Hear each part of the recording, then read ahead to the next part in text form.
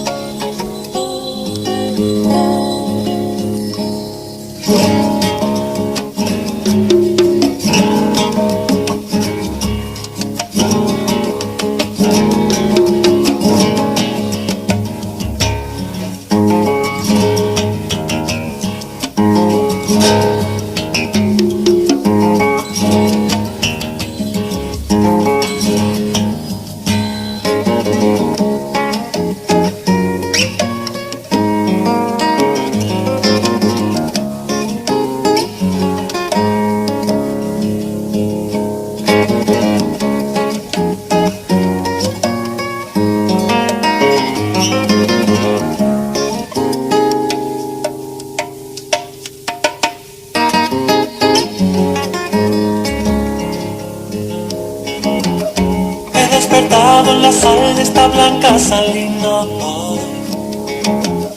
¿será que estoy en la tierra del viejo Mandinga? ¿Será que dormí buscando mi alma que entre las piedras la oí como un cascabel distante, tan distante, tan distante?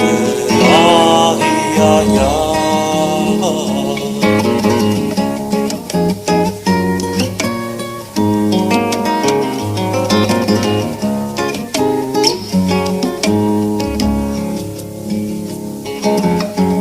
Se cantara solo en la blanca salina. Será ese cántaro el alma del viejo Mandinga. Será que he soñado encontrar mi alma que entre las piedras la oí como un cascabel distante, tan distante, tan distante. Ay, ay, ay.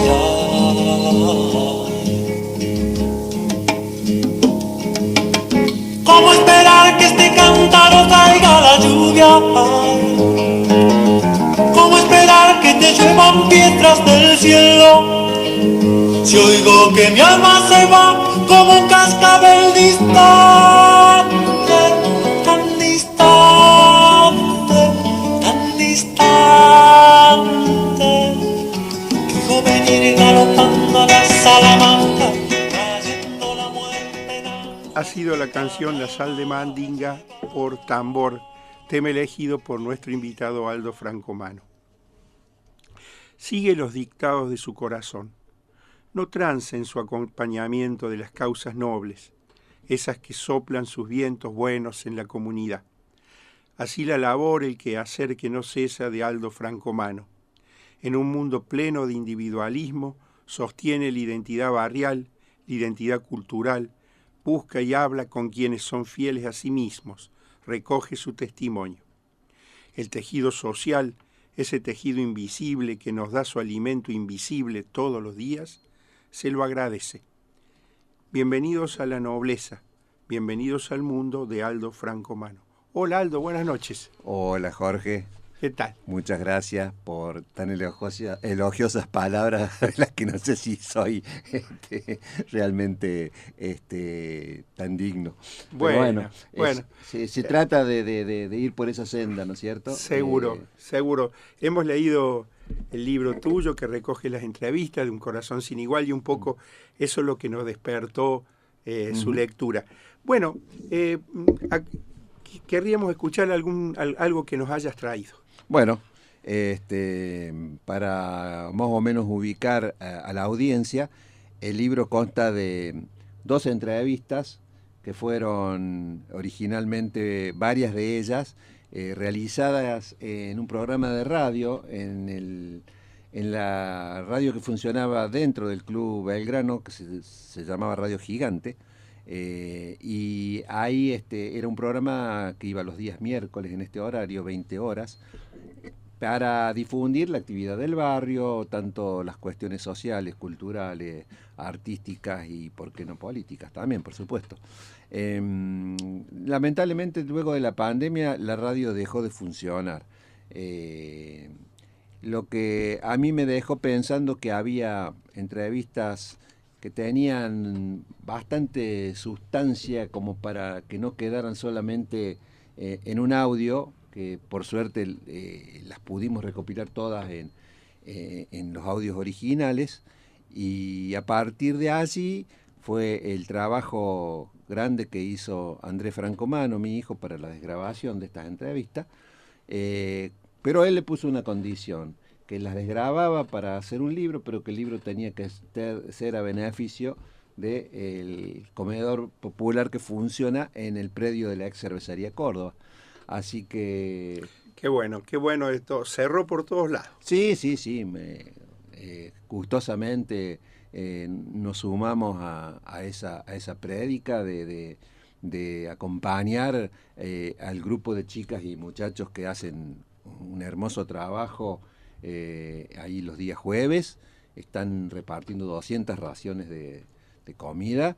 Y bueno, para nosotros es un gusto sumarnos a ese acontecimiento.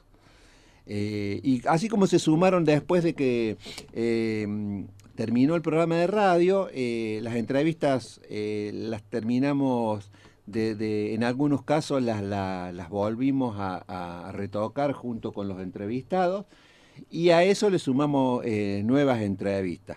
Como por ejemplo el doctor Carlos Pressman, que se sumó gustosamente, él como una persona que muy conocida en los medios, tanto televisivos como radiales, porque siempre lo consultan por cuestiones médicas, y además él tiene su consultorio en el barrio Alberdi y también está de jefe de cátedra en el Hospital de Clínicas. Así que bien la identidad de Alberti. Sí, totalmente. Así que, bueno... Él escribió un prólogo, ¿no? Él escribió un prólogo muy atinado al espíritu del libro, porque, digamos, en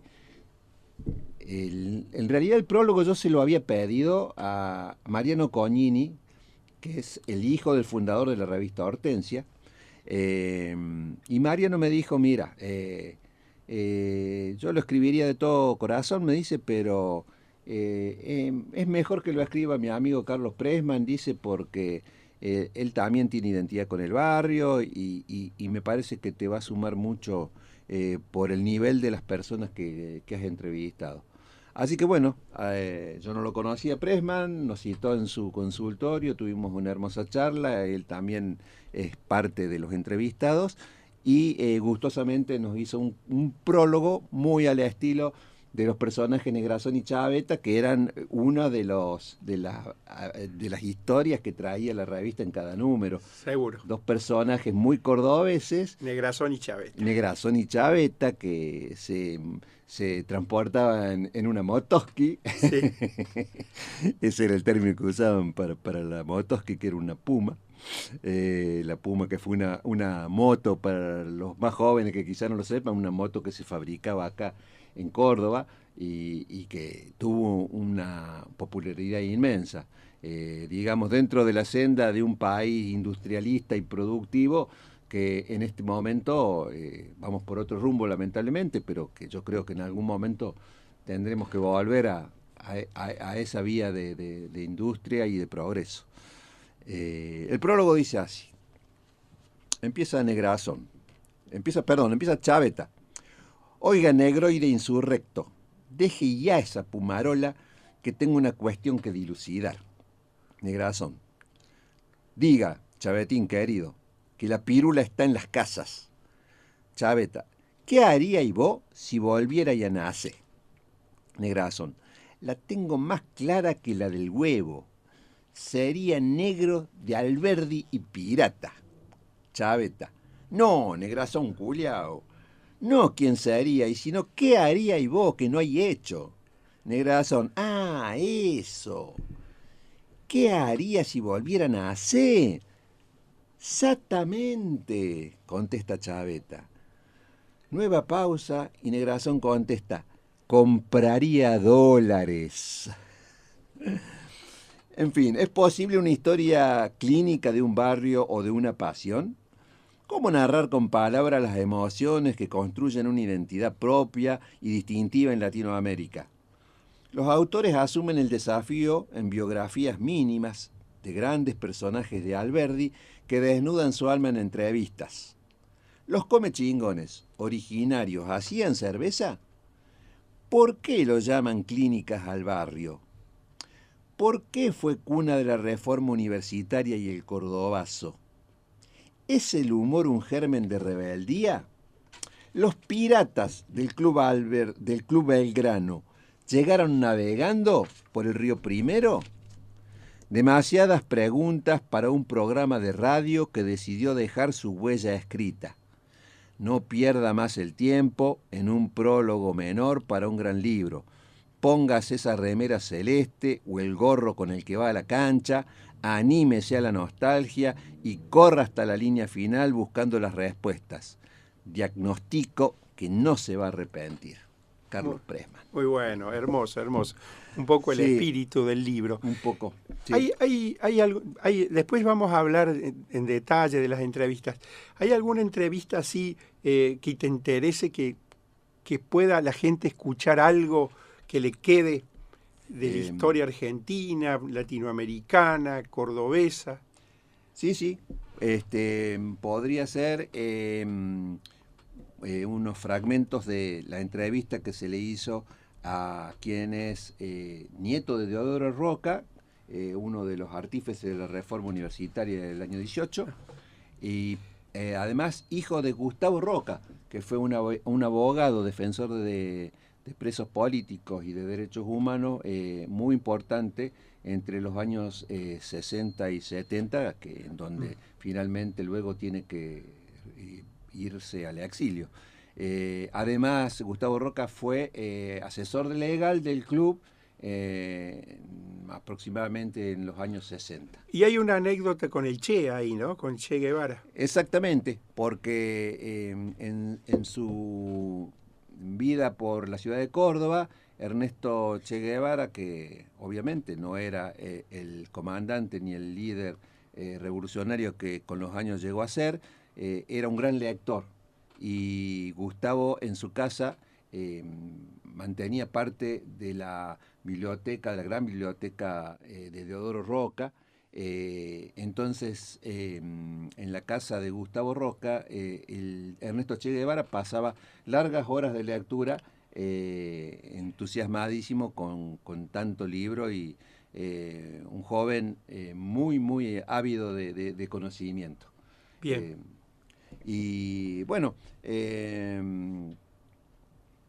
Vamos a una parte de, Sí. de la lectura de donde Vamos. Manuel habla un poco de este tema. Fue la biblioteca de Deodoro la que acercó a Ernesto y a mi padre. Porque en mi casa, gran parte de esa extensa biblioteca en la que había libros de filosofía, política, sociología, novelas, cuentos, Ernesto era un tipo que tenía problemas de salud, era asmático, y era un gran lector. Empezó a ir al departamento donde vivía mi padre, con su madre y su hermano, se encontró con la biblioteca y las visitas comenzaron a ser mucho más frecuentes, porque tenía acceso irrestricto a ella. Es así como la relación entre ellos se hace más estrecha y más profunda a pesar de la diferencia de edad. La primera manifestación política en la que participa el Che, que todavía no era el Che, fue en una manifestación que organiza la Federación Universitaria de Córdoba, debe haber sido en el año 44, y que termina de manera abrupta porque los meten en cana varios de ellos, entre ellos a mi padre, que era el presidente, se comió como 6 meses en la cárcel de Las Heras, en Buenos Aires. Esa fue la primera manifestación a la que concurre el Che. Mi viejo habrá tenido 20 años y Ernesto 16 aproximadamente. Sigue hablando Manuel Roca. Luego Ernesto se va a vivir a Buenos Aires. Mi viejo se recibe de abogado, empieza con sus defensas y actividades políticas y deja de tener noticias directas. Claro que, obviamente, sí sabía algo de él a través de sus padres, porque mantenía relación con don Ernesto y con Celia, aunque en algún momento le habían perdido la pista. En el año 59, cuando triunfa la revolución, Celia y don Ernesto van a verlo. El Che ya era comandante de la revolución y le traen una nota a mi padre. En esa nota, entre otras cosas, lo invita a que vaya a La Habana cuando quiera. Mi viejo en el año 60 tuvo que viajar a los Estados Unidos por un tema de una empresa constructora de la que era socio y abogado. Estamos hablando de la empresa Mackentor. Una referencia, Mackentor fue una compañía dedicada a la construcción con sede en Córdoba y Buenos Aires y obras en todo el país. Los militares la ocuparon el 25 de abril de 1977 con la excusa de que financiaba a una organización guerrillera, secuestrando a directivos y a empleados. Nunca se les pudo probar a sus miembros vinculación alguna con las organizaciones armadas de la época. Entonces, esta empresa que luego durante la dictadura Menéndez expropió con la colaboración de la Justicia Federal y del juez Zamboni Ledesma, entonces a raíz de esta gestión que debe realizar, viaja con el ingeniero Natalio Talo Kechner, titular de la empresa, socio principal, amigo de mi padre y también reformista de la segunda tanda. Entonces, a la vuelta, como sabía que el avión iba de Nueva York a La Habana, decide quedarse unos días en La Habana porque no la conocía y de paso quería intentar encontrarse con el Che. Finalmente, el Talo sigue viaje a Córdoba y mi viejo se queda allí. Por la mañana recorre La Habana y al mediodía va al ministerio. El Che ya era ministro de Industria. Llega a la recepción y pregunta por el doctor Guevara, a un miliciano que estaba haciendo guardia, y este le responde cuestionándolo. ¿Doctor Guevara? Entre risas. Sí, el ministro, le dice mi viejo. No, usted dice el comandante Guevara. Lo corrige. Mi padre le pide que le diga al Che que era Gustavo Roca, que venía de Córdoba, que estaba de paso, que a la madrugada del día siguiente el avión partía para la Argentina y que le gustaría verlo. El tipo se va, al rato regresa y le comunica que no podía recibirlo porque estaba muy ocupado. Entonces mi viejo le pide un papel y una lapicera y le deja una nota. Querido Ernesto, estoy en La Habana, me quedo hasta mañana. Hasta tal hora, me gustaría verte y veo que, como todo argentino que llega al poder, se olvida de los amigos, entre risas. Se la deja y se va.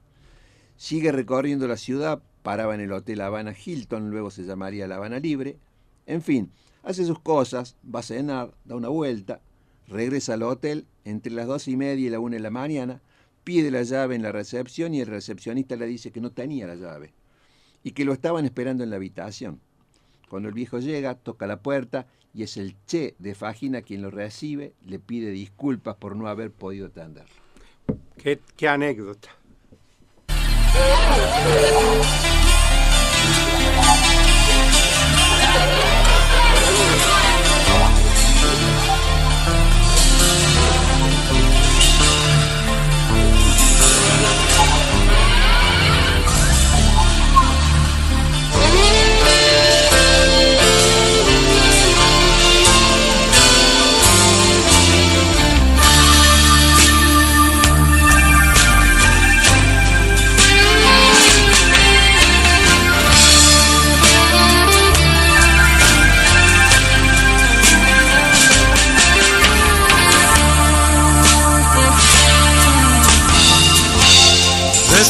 tus ojos y abre tu mente.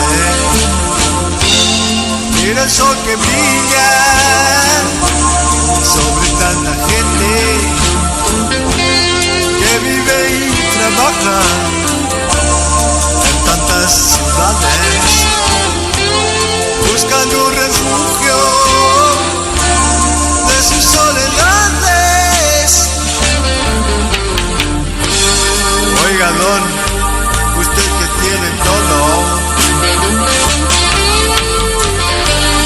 por favor, no tape sus oídos, no. Preste atención al gemido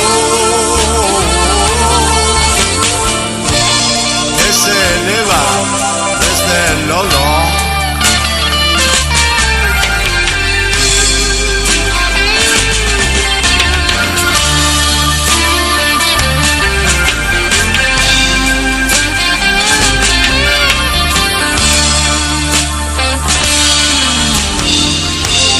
No dejes que nadie, nada, programe tu mente para que consumas sin parar por siempre. Ha sido la canción Oiga Don por Sergio Blues Barbosa, elegido por nuestro invitado Aldo Francomano. Aldo, ¿por qué decidieron publicar este libro de entrevistas hoy, en este año? Bueno, era la cábala para que Belgrano saliera campeón. No, se dio este año porque llevó su tiempo y sus demoras por cuestiones laborales mías. Uh-huh. Hubo tiempos en que el libro estuvo esperando en un cajón, hasta que, bueno, se terminaron de pulir las entrevistas que consideramos que eran necesarias para terminar de armarlo, y por eso es que llegamos recién al 2026 con un libro que empieza la primera entrevista en el 2019. Claro. ¿Y qué son todas entrevistas? ¿Qué fue lo que te hizo elegir o los hizo elegir a ustedes, a los entrevistados? ¿Qué buscaban? Y fundamentalmente personas que tuvieran relación con la rica historia ocurrida en el barrio, sobre todo la reforma universitaria, de la cual tenemos un hermoso museo que mucha gente no conoce, que está en el pasaje de Aguaducho, esquina La Rioja, donde antiguamente funcionaban las viejas calderas del Hospital de Clínicas. Entonces ahí acudimos a Gonzalo Sarria, quien fue su fundador y por bastantes años director. Ya Gonzalo está retirado, y así sucesivamente con las distintas cuestiones. Pero digo, como sea en la reforma universitaria, ¿qué te dejó la entrevista esa en cuanto a conclusiones, a sentires? Dar vuelta la historia de una forma total, digamos, porque la forma en que funcionaba la universidad previo a la reforma universitaria era una cuestión muy cerrada por el clero y por las familias aristocráticas de la época. Y ellos planteaban otra cosa. Y planteaban una universidad muy cerrada y aislada de los hechos y acontecimientos sociales que estaban ocurriendo en el mundo. Claro. Estamos hablando de 1919. Claro. Por eso los jóvenes universitarios del momento, cuando toman contacto a través de la inmigración que viene a Córdoba, vienen muchos obreros que eran anarquistas, socialistas, comunistas. Entonces ellos traen todas las ideas revolucionarias a Córdoba, y esto les hace pensar que la universidad tiene que tener una apertura, porque de la forma en que seguía la universidad tan cerrada, iba realmente por vía muerta. Sí. También te detuviste, buscaste entrevistar a alguien con relación al Cordobazo, 1969. ¿A quién entrevistaste? ¿Cómo bueno, fue eso? ubicamos a don Atencio Taurino, que formó parte de la última comisión directiva al mando de Agustín Tosco en Luz y Fuerza. Y bueno, Atencio, una persona que viene muy humilde de su San Juan natal a abrirse paso y conseguir trabajo en Córdoba.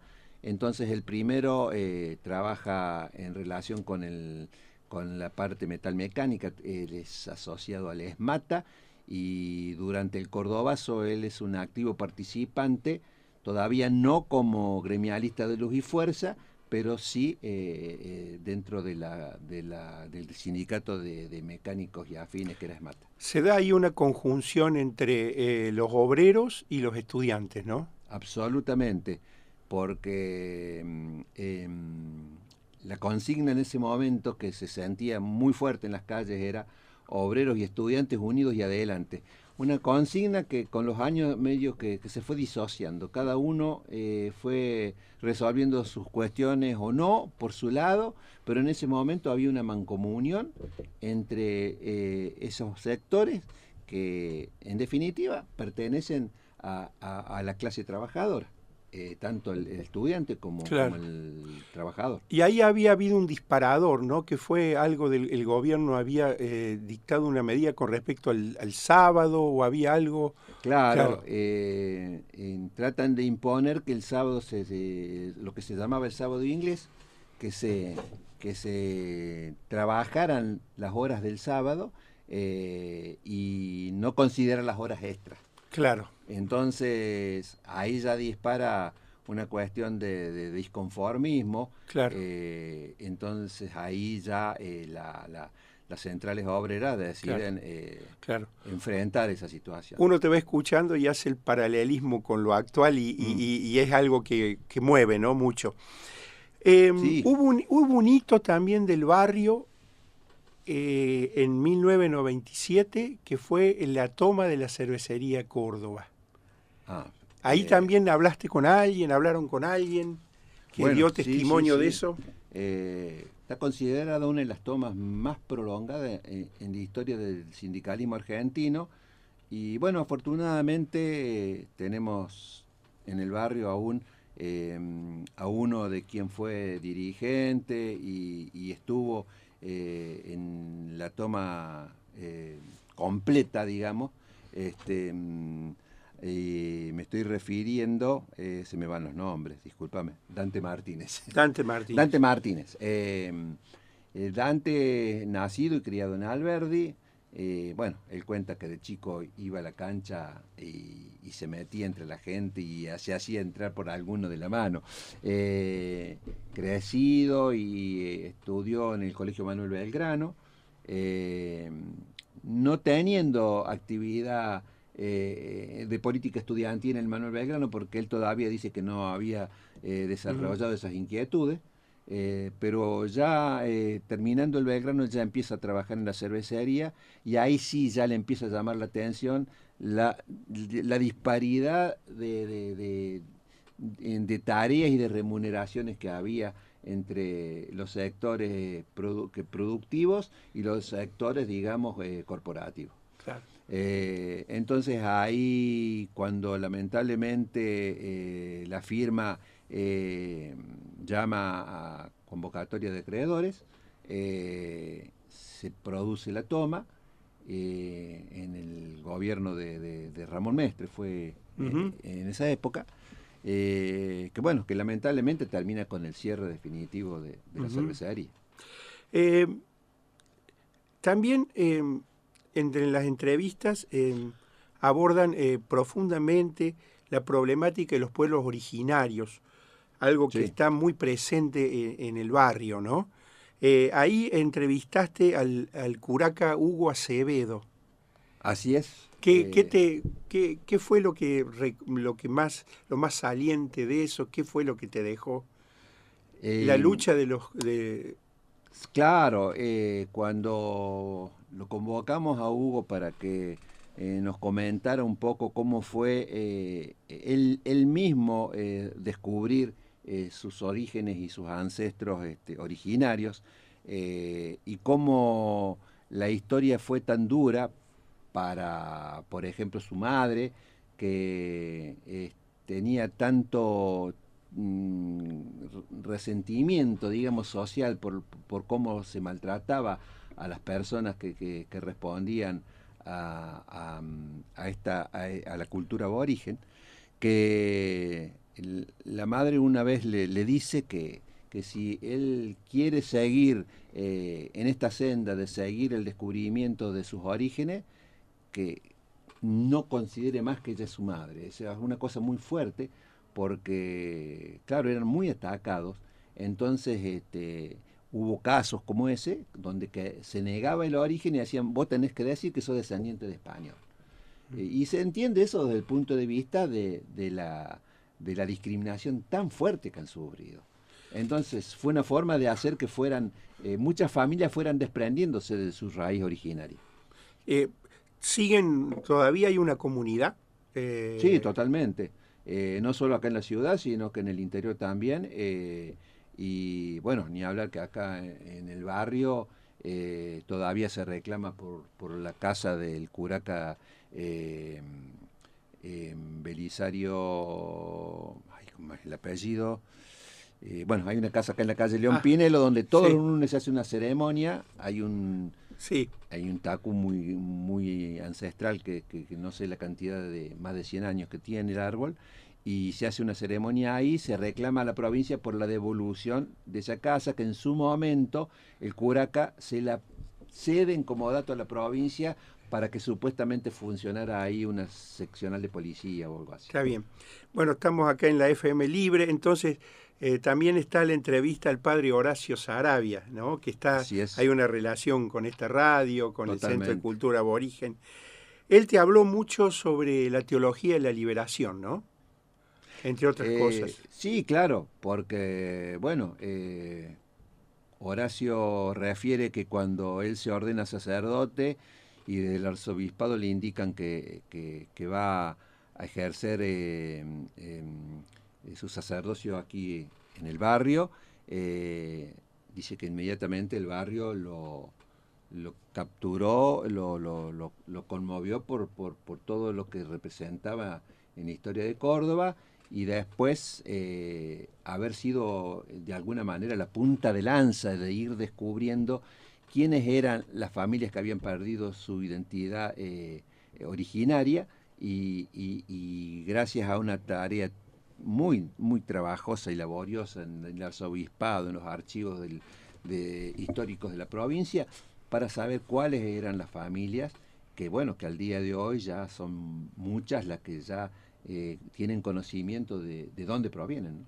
Uh-huh. Y bueno, sí, él adhiere, siempre desde su juventud adhirió a la teología de la liberación, porque, bueno, no sé si todos lo sabrán, pero bueno, lo que plantea es como que el Cristo humano, el Cristo que está al servicio de la gente, más allá de algunas cuestiones que la Iglesia conservadora por ahí no lo quiere hacer ver como un Cristo de carne y hueso, y va. Exacto. Bien, también entrevistaste al padre Mariani, a Quito Mariani, ¿no? Sí, también. ¿Qué fue lo que te hizo que lo eligieras a él? ¿Qué hay en la...? ¿Qué fue? Bueno, es una persona muy querida, el Quito, por toda su prédica, y porque también un rebelde dentro de los anales de una iglesia como la de Córdoba, que siempre ha sido muy conservadora. Entonces, él siempre planteó sus disidencias al respecto, y bueno, ahí por suerte pudimos tener una hermosa charla ya en la parte final de su vida, donde él nos cuenta que estaba dedicado a la escritura por una cuestión de que la memoria no se le perdiera la memoria, y poder de esa forma, escribiendo, recurrir a los diccionarios para buscar etimología de las palabras y ese tipo de cosas. Y bueno, y además habernos contado su relación con Carlos Mujica.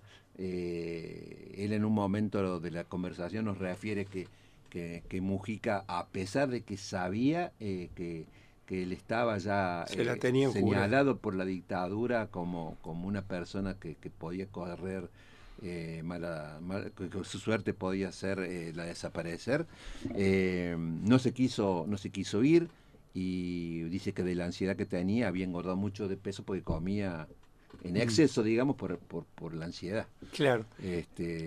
Bueno, y también pudimos hablar de su relación con el obispo Angelelli, otro mártir. Exactamente. Y dándole otra vuelta de tuerca a la identidad cordobesa, también van a la revista Hortensia, ¿no? A los orígenes de la revista Hortensia. Sí, porque digamos que fue un mojón muy importante.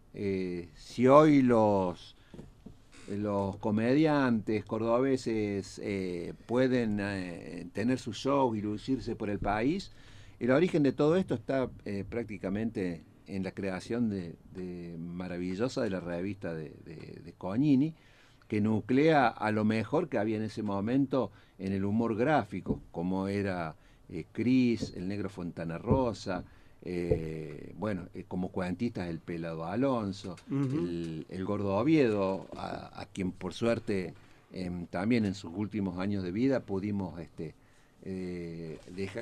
hacerle una entrevista y que dejara su testimonio, no solamente de su paso por la revista, sino también de sus vivencias en el barrio, cómo era el fútbol en los años 60, en los 50. Hay como una fidelidad a la identidad, a los afectos, al sentimiento y a las ideas, ¿no? Es lo que sobrevuela el libro, ¿no? Sí. A mí me hablan de Alberdi y yo no puedo más que dejar de pensar en mis padres, en mi abuelo que cuando vino de Italia compró un predio que tenía solamente una habitación y que bueno, hoy sigue siendo la casa de mi hijo. Entonces el barrio uno lo tiene siempre en el corazón, no hay forma, porque uno vivió en este barrio el Cordobazo, a pesar de que uno era bastante joven, pero vio la magnitud de esa gesta. Después tenemos acá un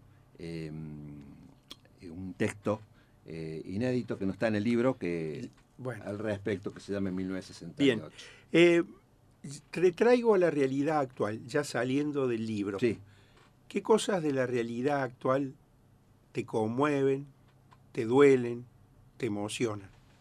Bueno, sin duda que la creciente desigualdad social es un hecho que conmueve, que preocupa y que nos llama la atención que lamentablemente hay muchos funcionarios que se manejan con absoluta crueldad y disfrazan la realidad y quieren dibujar números y cifras muy al margen de la situación que gran parte de la población vive, con mucha precarización en lo laboral, en los ingresos. Entonces, bueno, es algo que duele mucho. ¿Y algo que te conmueva para bien? Que me conmueva para bien. Bueno, hay un trabajo muy silencioso de muchas organizaciones sociales y de base. Acá en el barrio ni hablar del gran trabajo que hace el centro vecinal recuperando espacios públicos. Se recuperó la piojera. Creo que va a haber un proyecto para el mercado. Entonces hay germen, ¿no? Por supuesto. Yo creo que no hay que perder las esperanzas y uno no tiene que desmoralizarse y bajar los brazos, que digamos que es lo que de la otra vereda quieren, que uno se deprima, no luche más, y creo que no, que tenemos una gran provincia y un gran país.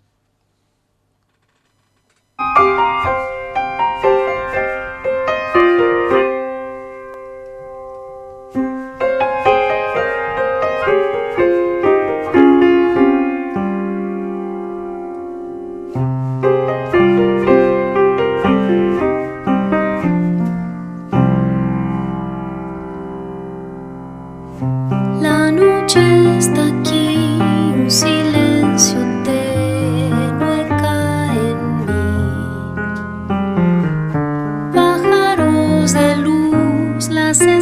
estrellas van de su resplandor a tu corazón. El sol se apagó y en otro adiós renacerá. Por primera vez tus ojos lo ven.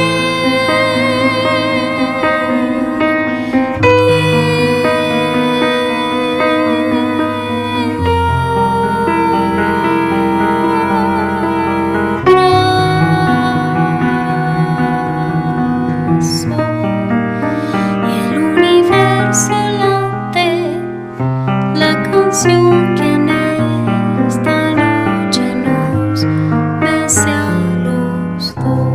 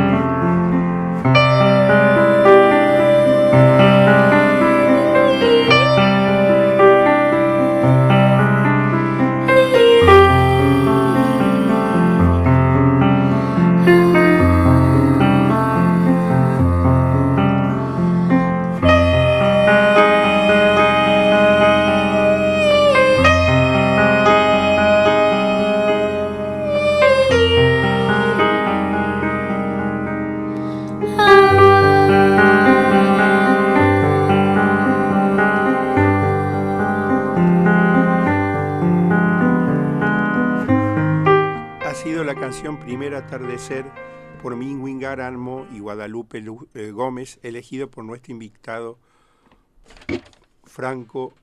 Aldo Francomano. Aldo, ¿algún texto más que quieras leernos? Sí, cómo no. Yo quería compartir el poema que el padre Quito Mariani nos dejó en lo que lamentablemente fue la última entrevista que se le hizo en vida a Quito, ¿no? Este poema se llama Realidad y Esperanza y dice así: Amazonia agonizante como pulmón del planeta, sin que se busquen culpables de la tremenda tragedia. Es hoy señal de advertencia para América y el mundo de que incendios como guerra se gestan en lo profundo.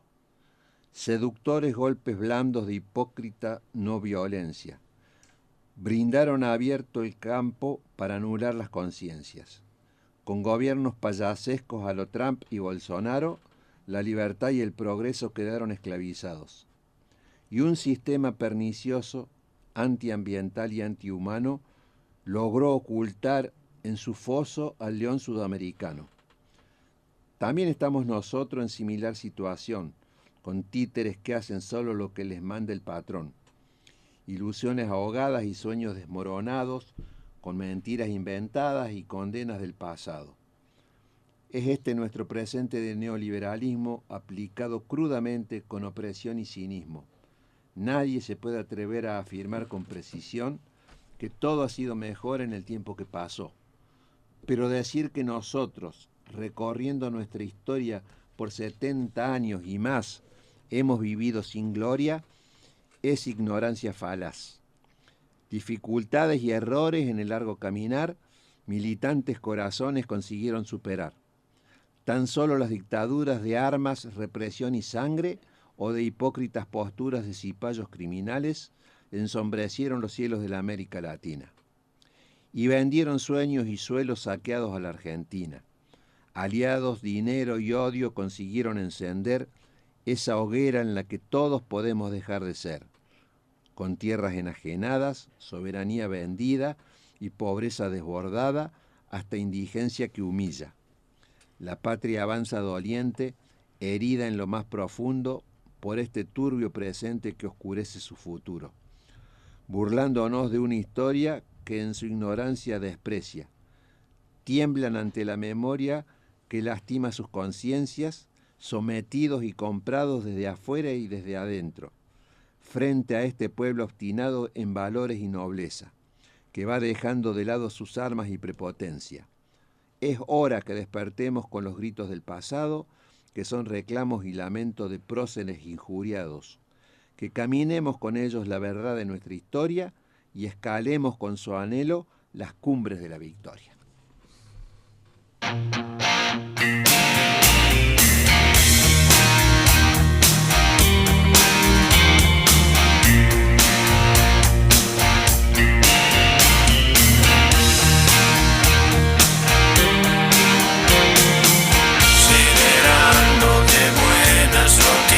Solo si te quedas un rato más, los espíritus soplan si quieren y vos que recién te enteras, tarde otra vez, mi amor.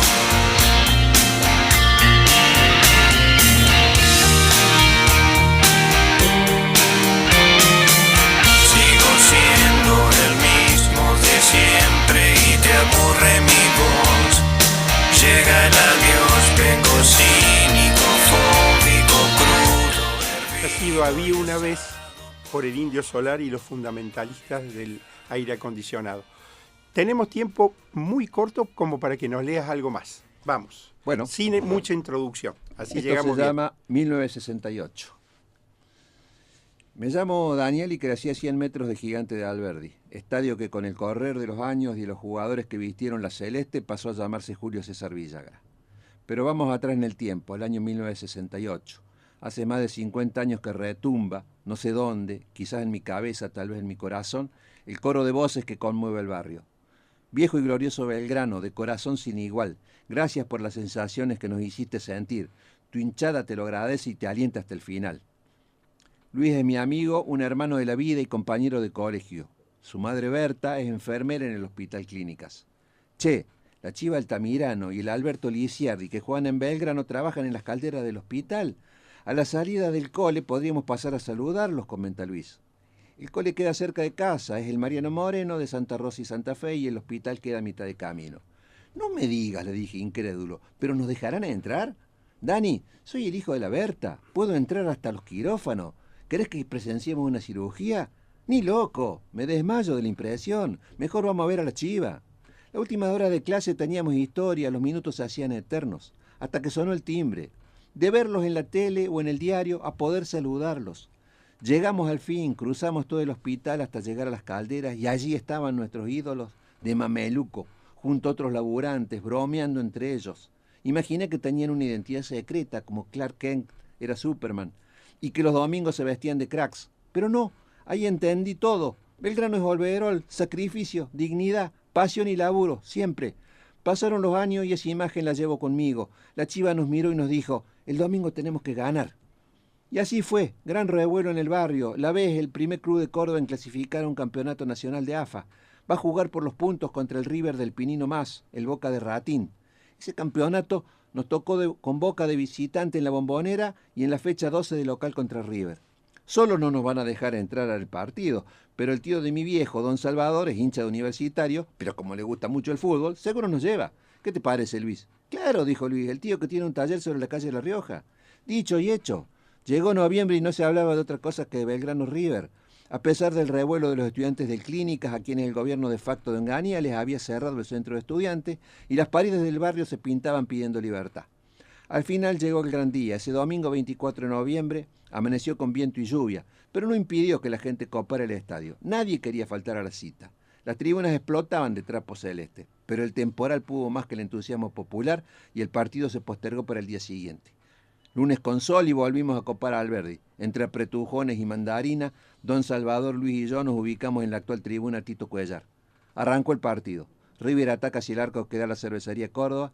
Pase de Dominici para Pinino Más, que como un rayo llega hasta el área de Belgrano y su remate roza el poste derecho del arquero Marota. De repente un estampido. Marota empuja a uno de los pibes, alcanza pelota. El alambrado se viene abajo, pero le salva la vida. La avalancha parece eterna, la gente cae como un castillo de naipes. Nos agarramos de las manos de Salvador. El miedo y la confusión nublan la fiesta, pero todos colaboran. La voz del estadio, Propalación Saturno, pide calma. Salvador nos protege contra su cuerpo como para que no viéramos ese infierno. Volvimos a casa en silencio, las radios no hablaban de otra cosa. Felizmente nadie perdió la vida. En casa la angustia de nuestras familias se volvió alegría de vernos bien. Finalmente el partido se completó el jueves, pero lo vivimos por la radio. Ganó River, pero ya Belgrano dejaba en claro que dejaba de ser un club de barrio para estar en los medios de todo el país, por su estilo aguerrido, por la pasión de su pueblo, que comenzaba a llamarse los Piratas de Alberdi.